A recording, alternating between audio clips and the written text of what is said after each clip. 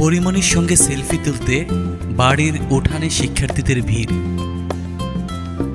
ঢাকাই সিনেমার অন্যতম জনপ্রিয় নায়িকা পরিমণি বর্তমানে তার নানা বাড়ি বরিশাল অবস্থান করছেন।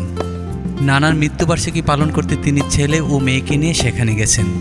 গিয়ে জানতে পারেন তার প্রথম স্বামী ইসমাইল হোসেন জমাদ্দার মারা গেছেন সড়ক দুর্ঘটনায়। হঠাৎ এমন দুর্ঘটনা তাকে ভীষণ কষ্ট দিয়েছে। তবে মন ভালো করা একটি ঘটনা ঘটল তার নানার বাড়ির উঠোনে। গত ২৬ নভেম্বর শীতের আবহে পরিমণি একটি ভিডিও প্রকাশ করেছেন তার ফেসবুকে, যেখানে দেখা যাচ্ছে স্কুলগামী শিক্ষার্থীরা তার বাড়ির উঠোনে ভিড় জমিয়েছে। প্রিয় নায়িকাকে এক নজর দেখার জন্য তারা স্কুল থেকে ছুটে এসেছেন। পরিমণি তাদের মজার ছলে বলেছেন, তোমাদের টিচারকে নালিশ করব, তোমরা স্কুল পালিয়ে এসেছো নাকি। তারপর তাদের বিকেলে আসার কথা বলেন অভিনেত্রী। তার কথায় বিকেলে আবারও চলে আসে তারা। সবার সঙ্গে একে একে সেলফি তুলতে দেখা যায় পরিমণিকে। ছবি তোলার পর্ব শেষ হলে পরিমণির ছেলে সবাইকে হাত তুলে বিদায়ও জানায়।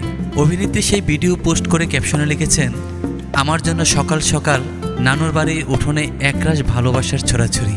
কি লাগে এক জীবনে আর, আমি তোমাদেরই লোক, এই আমার পরম পাওয়া।